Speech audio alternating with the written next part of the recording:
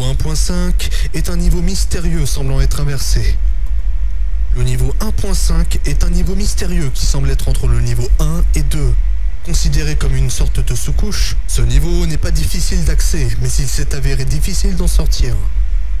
Une seule personne a décrit le niveau en détail, l'utilisateur Reddit Chaos Raider 98, qui est entré par mégarde dans le niveau lors d'une exploration et n'a jamais pu revenir au niveau normaux depuis.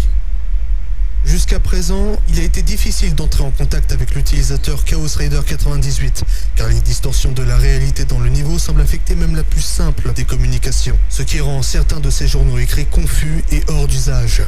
Jusqu'à présent, seuls 3 journaux ont été reçus de l'utilisateur, le journal 1, le journal 3 et le journal 5, qui semblent reproduire les mêmes déformations que ses propos sur Reddit. Il n'est pas certain qu'il existe d'autres journaux au-delà du 5, mais on pense que les journaux manquants, comme le 2 et le 4, apparaîtront dans l'ordre une fois que les journaux impairs seront terminés. Toutes les informations sur ce niveau ont été obtenues à partir de ces journaux. Depuis le 30 juillet 2019, un 7e journal a fait surface, mais avec un ton sensiblement différent.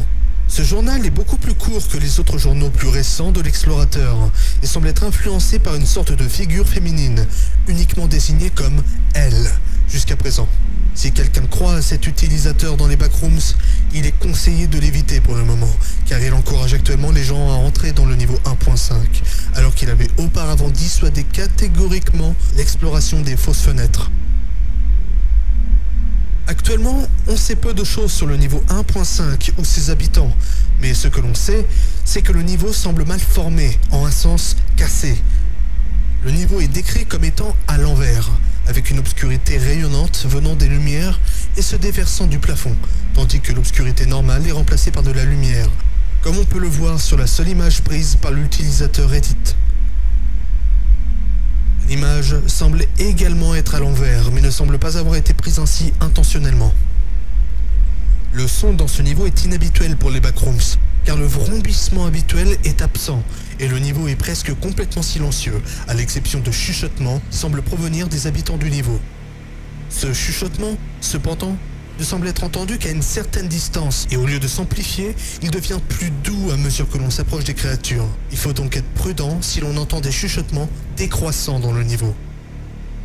Il faut noter que certains de ces chuchotements sont audibles et peuvent même être bienveillants. L'utilisateur Reddit Chaos Raider 98 décrit avoir entendu un habitant dire « Elle vient, ne recule pas, laisse tomber » et a probablement interprété cela comme « Elle vient, laisse tomber ton exploration ». Cependant, en lisant cela de la même manière que le discours semble être déformé dans ce niveau, il semble plus probable que l'habitant dit « Elle ne voudra pas te lâcher, reviens », comme s'il avertissait d'une menace plus grande, ou peut-être en essayant d'appâter ou d'attirer l'explorateur. Pour entrer dans le niveau 1.5, il faut passer par l'une des fausses fenêtres dont l'utilisateur Reddit Chaos Raider 98 a parlé dans ses journaux, mais nous vous déconseillons d'y entrer.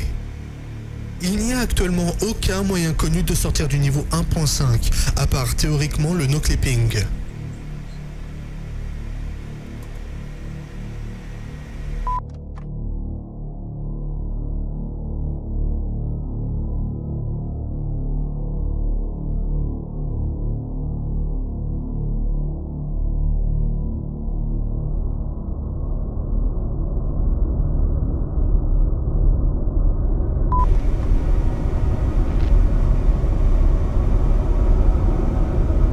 Voici la lecture des journaux rédigés par l'utilisateur Chaos Raider 98 que nous possédons, dans l'ordre. Certains ont subi les effets de ce niveau. Une traduction basée sur des suppositions a donc été faite.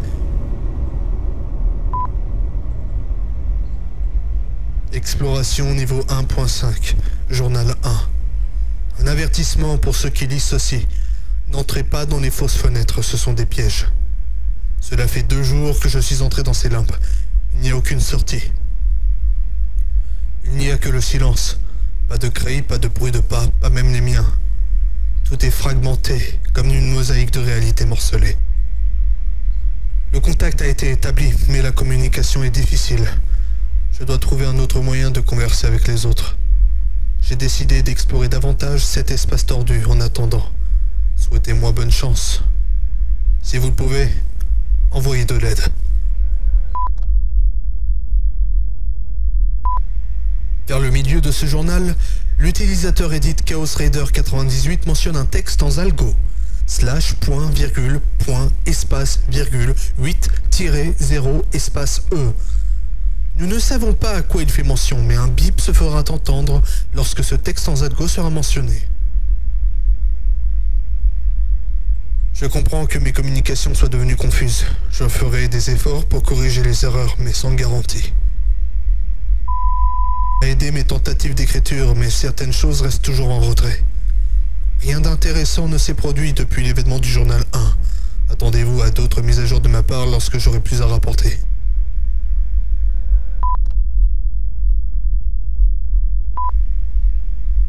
Pour une raison encore inconnue, l'utilisateur Edit Chaos Raider 98 a censuré certains passages du journal 3.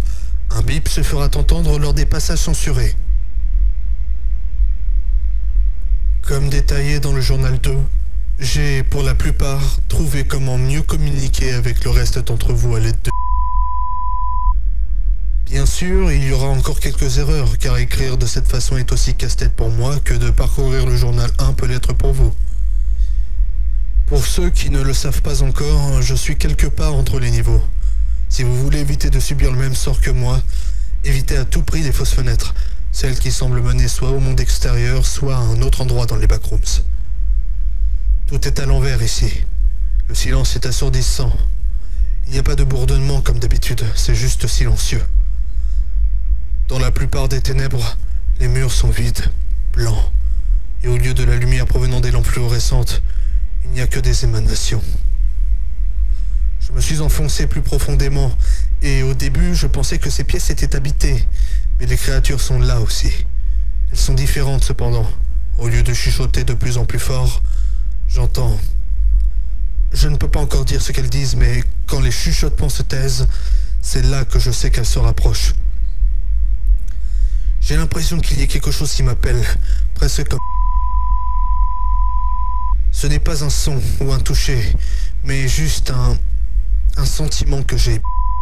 où je serai coincé ici pour toujours. Je ne pense pas que je...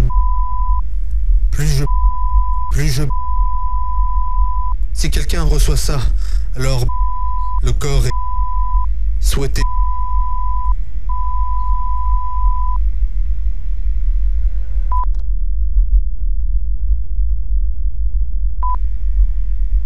Je ne les entends plus. Quelque chose ne va pas du tout. Le fort murmure habituel dans mon oreille a disparu. Ils doivent donc être proches, mais je ne vois rien. Peu importe dans quelle direction je me tourne, je ne vois ni n'entends rien. Stupidement, j'ai plongé dans l'obscurité qui irradie les lumières de ce royaume, désespérant de savoir au moins s'il y a quelque chose là. Mais en m'agrippant à l'obscurité, tout ce que j'ai ressenti, c'est un vide qui s'est presque accroché à moi, s'est répandu en moi, avant de se dissiper, me laissant un sentiment encore plus vide que lorsqu'il était là. L'absence de l'absence même. Tout d'un coup, j'ai senti quelque chose derrière moi, comme s'il respirait dans mon cou. Je me suis retourné, mais je n'ai rien vu. Pourtant, la respiration est restée derrière moi. Alors, j'ai fait quelque chose de stupide à nouveau, parce que je devais savoir. J'ai tendu la main derrière moi, et j'ai senti qu'elle entrait en contact avec l'enveloppe froide et dure de l'entité qui me traquait. C'est alors que je l'ai entendu murmurer le plus faible des murmures. Un autre pour l'enfant-mère. J'ai commencé à courir, mais ça ne me quittait pas. La présence, la respiration, le murmure ne s'amplifiaient pas. Je devais continuer, même si j'étais épuisé. Mais elle ne me quittait pas. Elle refusait de le faire. Elle continue à chuchoter si doucement à mon oreille. Une grande partie de ces mots, je ne peux pas les comprendre, mais j'essaierai de les développer dans un prochain journal, quand j'aurai plus de temps, quand j'aurai plus de choses à dire, à me rappeler. Je fais une pause, parce que je ne sais pas si je vais m'en sortir, si je vais m'en échapper, si je n'y arrive pas. Je veux que ce soit ma dernière transmission. Je veux que les gens sachent que je ne me suis pas recroquevillé et que je suis mort en donnant mon maximum. Souhaitez-moi bonne chance. Ma course, mon marathon, commence maintenant.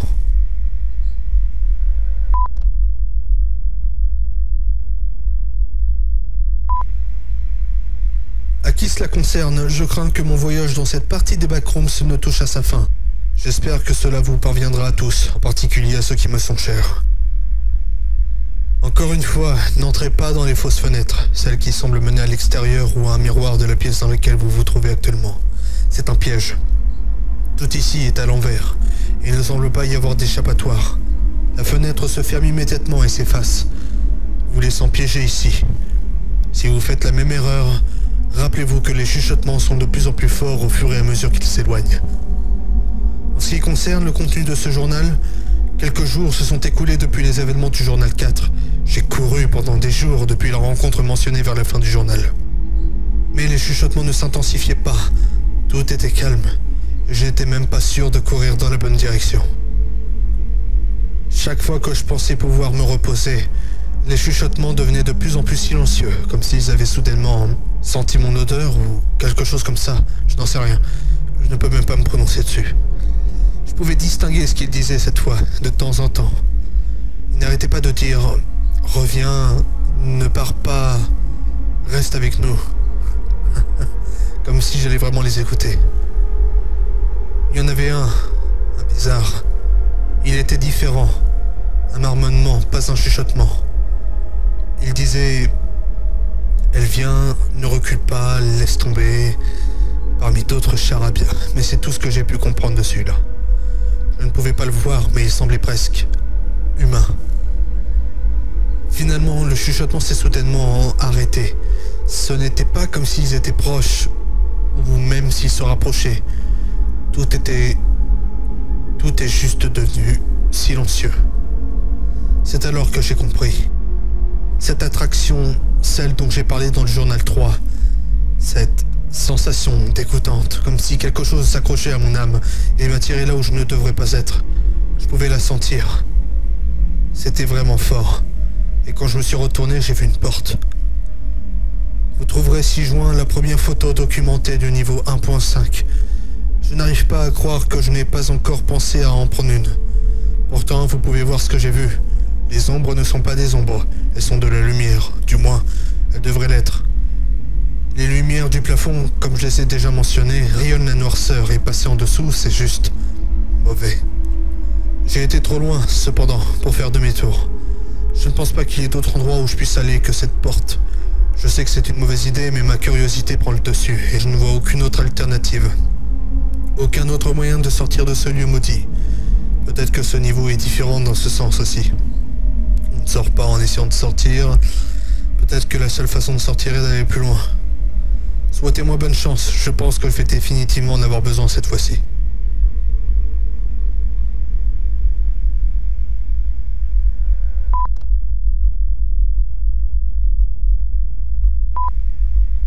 Mes amis, j'ai traversé l'enfer et j'en suis revenu et je suis éclairé. Je vois maintenant le vrai but des backrooms. C'est...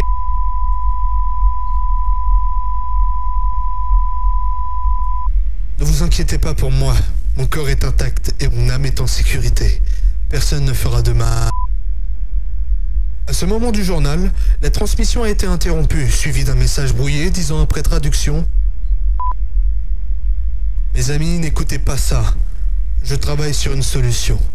Je n'ai plus beaucoup de contrôle, mais je vais essayer de donner une explication complète bientôt. Souhaitez-moi bonne chance.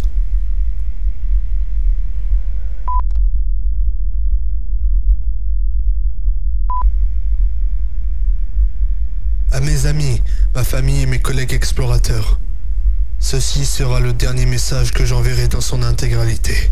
Peut-être même pas du tout. Je commencerai par dire que je ne sais pas si ma décision de franchir la porte était une erreur, ou si j'ai même eu le choix. La porte s'est ouverte sur une pièce d'un noir absolu, dont je ne peux que supposer, dans ce monde étrangement négatif, qu'elle devait être en réalité un couloir de lumière pure, comme s'il illuminait le chemin devant moi d'un rayonnement impie. J'ai franchi le seuil, mais j'ai immédiatement senti que quelque chose n'allait pas. Et bien que je me sois retourné pour partir, la porte avait disparu, tout comme la fenêtre qui m'avait conduit à cet endroit brisé pour commencer. Je savais à ce moment-là que j'avais franchi une ligne, et que la seule façon d'avancer était de traverser. Mais est-ce vraiment le cas s'il n'y a pas de fin à cet endroit ? Je me suis frayé un chemin dans l'étroit couloir, à peine capable de voir. Mais les murs ne ressemblaient pas à des murs. Ils ressemblaient à des parties de corps. J'ai senti une main frôler la mienne, mon doigt s'accrochait dans la bouche d'une autre, et de temps en temps j'avais l'impression que les murs sifflaient les sons collectifs d'un millier d'âmes en tourment. L'un d'entre vous s'est-il déjà demandé pourquoi il est si difficile de trouver quelqu'un dans les backrooms? Je veux dire, bien sûr, des centaines de millions de kilomètres carrés, des couloirs qui se répètent virtuellement à l'infini, blablabla. Mais qu'en est-il de la cage d'escalier sans wifi? Et de l'asile de Briarstone? Pourquoi trouvons-nous si rarement d'autres personnes alors que nous sommes des milliers à parcourir cet endroit et à rencontrer les mêmes structures? Je pense avoir trouvé le melting pot des backrooms, l'endroit où les perdus vont pour rester, et je suis en son centre. Après ce qui m'a semblé être des heures, peut-être des jours d'une marche pénible dans le couloir, j'ai trouvé une ouverture, tout aussi sombre, mes yeux privés de ce qui leur donne un sens.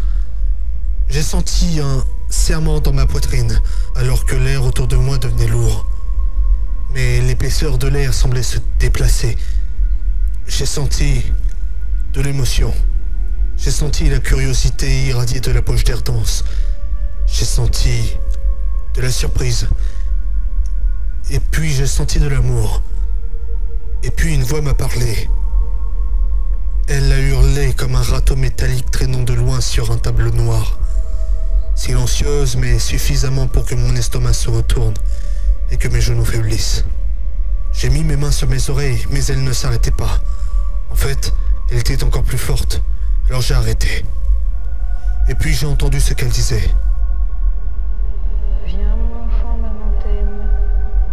Enlève cette chose affreuse. Maman a de plus beaux vêtements pour toi. Je n'ai pas compris ce qu'elle voulait dire, du moins pas immédiatement. Puis j'ai senti quelque chose, une piqûre aiguë dans la nuque qui s'est rapidement transformée en la sensation d'un millier de couteaux brûlants transperçant ma peau. J'ai essayé de crier, mais l'air était devenu si épais que je ne pouvais plus respirer. J'avais l'impression de me noyer pendant que quelqu'un épluchait ma peau, ma graisse et mes muscles, couche par couche, lentement et atrocement. Je me suis soudainement senti étourdi, et la douleur a commencé à diminuer. J'avais l'impression de devenir détaché de mon corps, mais la douleur s'en allait et une vague de soulagement commençait à m'envahir. Et je me sentais bien. Je me sentais heureux et paisible. Bien, laisse mère s'occuper de toi. C'est alors que je suis revenu à la conscience. J'étais sur le point de céder quand j'ai réalisé ce qui se passait. J'ai pris une grande inspiration pour respirer. Je pouvais sentir la sensation se rétablir dans mon corps, en commençant par ma poitrine et en rayonnant vers l'extérieur, imprégnant la chair et les os de mes bras et de mes jambes. Avec elle, j'ai retrouvé la sensation de la douleur brûlante et de l'horrible hurlement qui a percé mes tympans et arraché le sang des vaisseaux de mes oreilles. J'ai hurlé en rassemblant toute la volonté et la détermination qui restait dans mon âme, forçant mes jambes à travailler sous le poids de 100 terres et la gravité de 1000 soleils. Alors que je reprenais pied, je pouvais sentir l'air devant moi, reculer dans la confusion, avant de se transformer en une rage sanglante. Le hurlement s'est aggravé, plus fort, et j'ai senti ce qui s'approchait de moi. L'air épaissi et semblait se frayer un chemin dans mes poumons, brûlant mes surfaces respiratoires d'une chaleur impossible. Mais cela n'a fait que faire bouillir mon sang d'adrénaline, et j'ai hurlé à nouveau, éjectant de force ce qui était dans mon corps, avant de me retourner et de foncer dans le couloir sans fin et sans issue de l'obscurité totale. La respiration sifflante d'avant était devenue un gémissement d'agonie. Les murs et le sol semblaient se soulever, allaitant à chaque pas que je faisais. Les membres grinçaient et s'agitaient avec des mouvements saccadés, une main s'agrippant à ma cheville et me faisant presque trébucher alors que je courais pour échapper à mère. Mais je savais qu'elle ne me suivait pas. Nous savions tous les deux qu'il n'y avait pas d'issue. J'étais dans une sorte de sable mouvant éthéré, et à partir du moment où j'ai franchi cette fenêtre, j'étais enlisé et incapable d'échapper à mon destin. Mais je ne le savais pas encore. Pendant tout ce temps, j'ai couru. J'ai reçu une notification sur mon téléphone. Quelqu'un avait accédé à mon compte, et j'ai réussi à intercepter le message avant qu'il ne passe. Après ça, j'ai continué à courir, le cou encore brûlant à cause de ce que mère m'a fait subir. La sensation d'air épais menaçant toujours de m'étouffer. Mes jambes sur le point de lâcher et de s'effondrer sous moi. Mais l'adrénaline devait finir par s'épuiser. Il y avait une limite à ce que mon corps pouvait supporter avant de céder. Je me suis reposé un moment, appuyé contre le mur. Tout a commencé à se calmer quand je l'ai fait. Les murs sont revenus à un sifflement relativement paisible. Les membres brisés se sont calmés et ont repris leur position initiale. Mais il n'y avait pas de fin en vue. Et je peux sentir le couloir se déformer. La distance entre moi et mère se réduire, sans qu'aucun de nous ne bouge. Je le sais parce que je la sens encore en moi. Je sens ce qu'elle sent. On sait tous les deux que toute cette course ne m'a mené nulle part.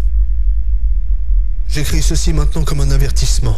Une mise en garde à ceux d'entre vous qui ne comprennent toujours pas. Vous ne devez pas entrer dans les fenêtres. Elles sont un piège dont vous ne pouvez pas revenir. Une fois que vous êtes ici, vous ne pouvez que vous aventurer de plus en plus profondément dans cette réalité brisée. Dans mon dernier souffle, pour l'amour de Dieu, quoi que vous fassiez, libérez-vous de mère, ou mère vous accordera la liberté. Elle te rendra libre. Mère m'aime, mère t'aime.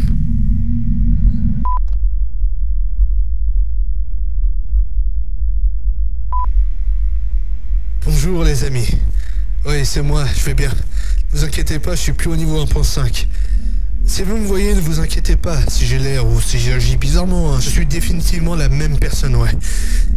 Elle ne m'a pas gardé comme il l'avait dit. Elle m'a libéré et je suis libre. Si vous voyez les fausses fenêtres, entrez-y et trouvez le salut. C'est beau, ne le voyez-vous pas? Elle vous fera voir. Elle vous rendra libre. L'utilisateur Edit Chaos Raider 98 est à considérer comme kill in action, tué dans l'action. Et toute apparition de lui dans les backrooms est à éviter. Ne suivez aucun des messages envoyés par cet utilisateur. Et comme indiqué dans ces journaux, vous ne devez en aucun cas aller au niveau 1.5. Il vaut mieux accepter la mort que d'aller dans ce niveau.